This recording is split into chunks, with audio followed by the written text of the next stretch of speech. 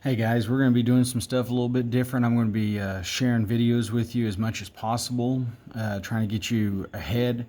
We've basically finished up Unit 5. All right, you have some work that needs to be turned into me, and I just want to quickly go over, start Unit 6. Now, you have two options. One, you can print off the entire unit. It's very large. I'm attaching it, but also if you'll come up here to the school, I've already got the packet already completed for you. It does have the answers to the homework on page, well, according to our paperwork right here, it'll be on page 21 and 22. So on pages 21 and 22, I do have the answers on here. I have not completely double checked all my answers. You know how that is, but I do know that I have the correct, most of the answers should be correct on there. So these are typed, and they're included with it also. So try and be working on your homework. I know we got a lot of stuff to cover, but I'm just trying to get you ready for calculus in college and still taking the test.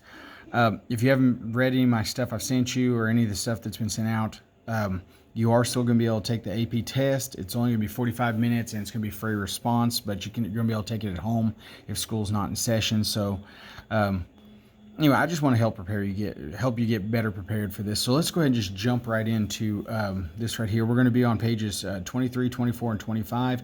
I'm probably only going to do this first video. I'm probably just going to get started on page 23 and then just call it quits right there. Pause the video as you go along. I'm not going to put those pauses in there. So like when you work a problem, I say we're going to do this one. Pause it, try and work the problem, and then hit play to see how you're doing on it. So let's go ahead and get started on page 23. So what we're looking at is we're starting to get into the what exactly is the antiderivatives or integrals is what we're going to be getting into. So finding an antiderivative. So you've been in English, anti meaning, the opposite or, against something or whatever. So if you had to explain to somebody how to find the derivative of a polynomial, what might be, what would you say? Well, if you think about it, we've always said the very first thing is, if we have any polynomial, if I had, y equals 3x squared plus 5x plus 7, we tell everybody, okay, we're going to take this exponent and multiply it by the coefficient out front, and then we're going to reduce this by a power. So the first thing is I'm going to multiply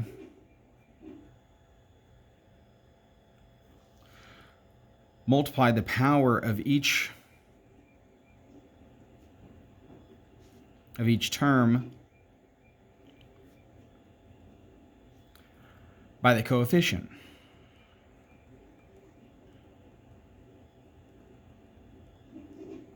All right, so here we'd have 2 times 3, we'd get 6. And then our part 2 is we're going to subtract 1 from the power. So this is 2, we go to 1. This is, this is not new. So subtract 1 from the power.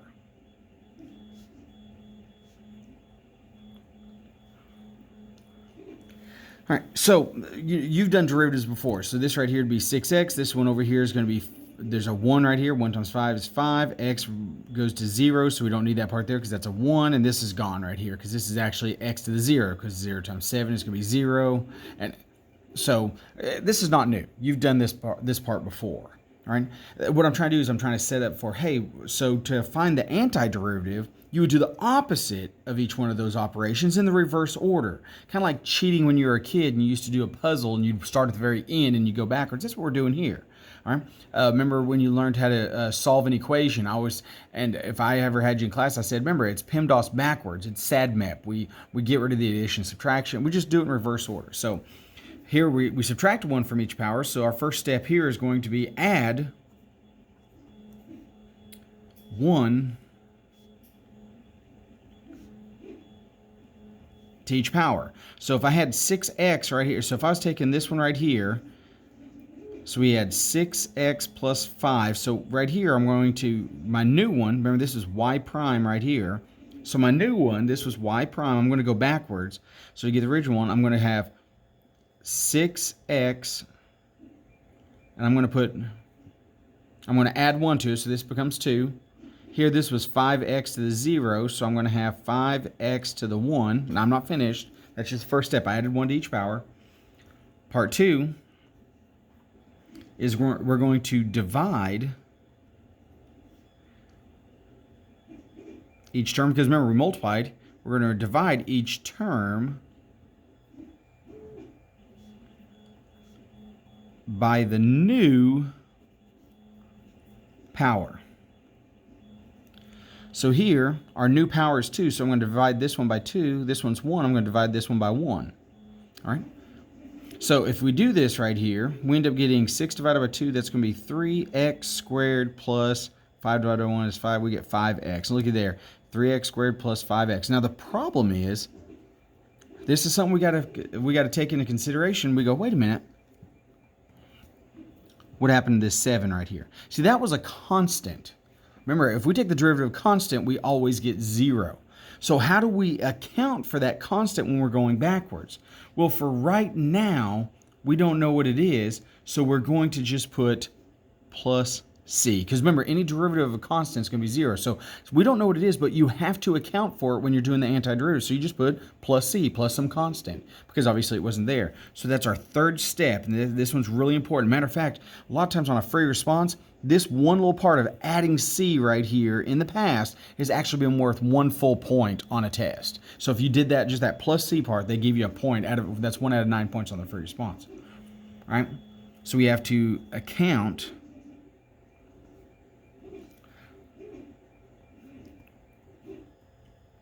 for the constant in the antiderivative.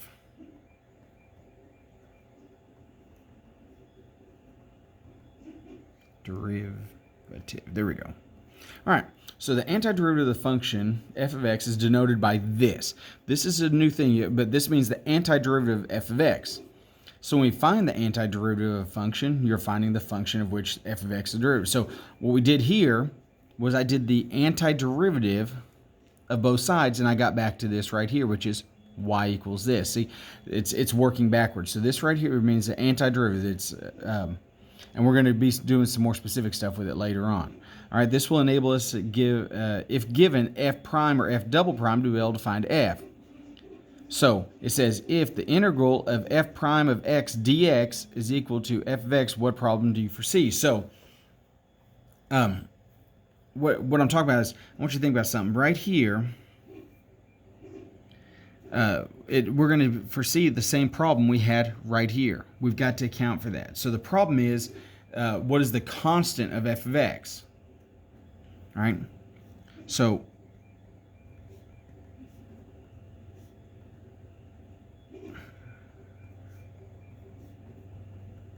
that's our problem right here. What is our problem? We don't know what that constant's going to be.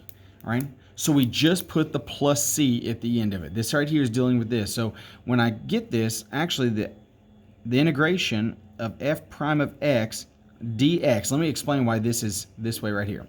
Okay, I want to just do a little side note. So remember, dy dx is the same as saying f prime of x or y prime. Remember, this is our derivative. So what I do is I actually multiply both sides. So if I say this right here, let's just look at this part right here. What I do is if I multiply by the dx, I end up getting all my, this is f prime of x, this is in terms of x. So I get dy is equal to f prime of x dx. Did you see I just multiplied by the x there? So I go, okay, what is the antiderivative? Well, this right here is just telling you what you're doing the antiderivative with respect to. So the antiderivative of this would be y. Antiderivative of this would be f of x. See, it's just a different terminology. We're going to do a lot of I'm kind of going off the page here. We're going to be doing a lot of examples with this, so don't get lost in this part right here. But anyway, the antiderivative of this is going to end up being f of x plus c, whatever that is. So let me work some examples here, and like I said, you can pause it and try and do it yourself, or you can go, or you just follow along. Again, as always, I do suggest you try and do them on your own. I think that's going to be more beneficial. So here we go.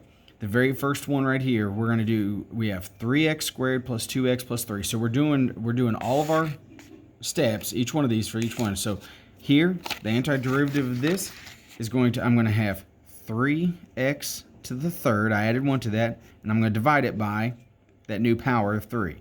Here it's going to be 2x to the second. I added 1 to that, divided by that new power. Not the coefficient, but the power. Plus 3x to the first divided by 1.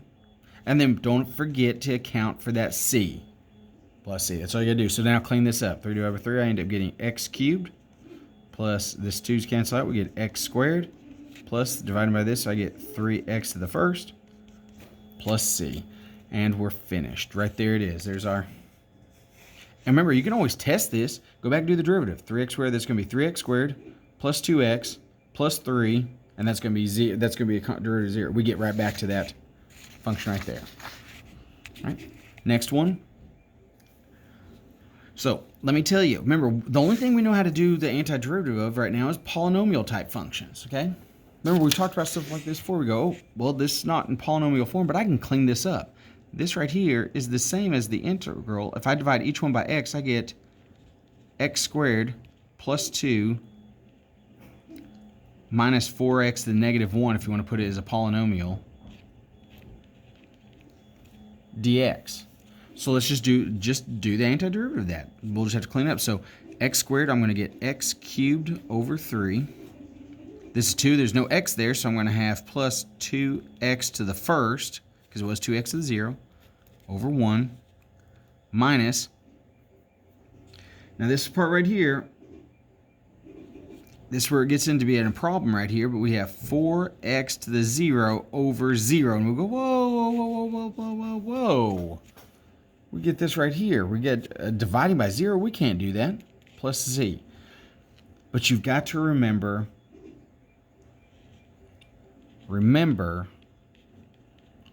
natural log, the derivative of natural log, all right? This right here, when you get one like this right here, 4x negative 1, where you're dividing by 0, this was actually the natural, it was 4 times the natural log of x. So that was a tough one to remember, but if you run into that problem right there, it's just going to be that natural log. So here, cleaning this up, I'm going to put the 1/3 out front, x cubed, plus 2x, and then right here, we're going to have minus 4 natural log of x plus c. And let me explain this part right here. Remember, the derivative of natural log is the derivative. It's going to be, what's the derivative? It's just the derivative of this over this. So the derivative of x would be 1 over x. And right here, we had, if we do 4 times that, we end up getting 4 over x, which is what we had right here. So don't think because you divide by that 0, you got a big problem. Not a problem. We can get that solved right there. All right. Continuing on right here, I'm going to clean this one up. I'm going to create a polynomial. I'm going to have 2x squared. I'm going to have x times negative 3, which is negative 3x. And then 2 times x is 4x. So I put those together, I get positive x. And then 2 times this is going to be 6 dx. Now I've put it in polynomial form, and now I can do the antiderivative. Let me slide that up so y'all can see that. All right, so again, this right here is a 2, so I'm going to raise it up. I'm going to have 2x to the third, add 1 to it, divide by that new exponent, plus x squared over 2, divided by an x. This has an x to the 0, so I'm going to go minus 6x to the 1 over 1, and then plus c. Take it in for my constant that I don't know if it exists. Even if the constant is 0, it doesn't matter. That constant could have been 0, but we have to account for it. Cleaning this up, I'm going to get 2/3 x cubed plus 1/2 x squared minus 6x plus c, and there's my antiderivative. And the last one, I'm going to rewrite this one right here. This is the integral of 2x to the negative 1/2 dx. Wrote it as a polynomial, so now I add 1 to that, so I'm going to get 2x to the positive 1/2 divided by that new exponent, which is 1/2, plus c. There's my count. And now I just clean this up. Dividing by 1/2 is the same as multiplying by 2, so I end up getting 4x to the 1/2, or the square root of x plus c. See, this one here is probably the hardest one because you get that 0, but you just got to remember, if I had that, oh, no. It was just 4 times natural log of x. All right. And that's all we're going to do for today. That's going to be that's page 23 in our new handout.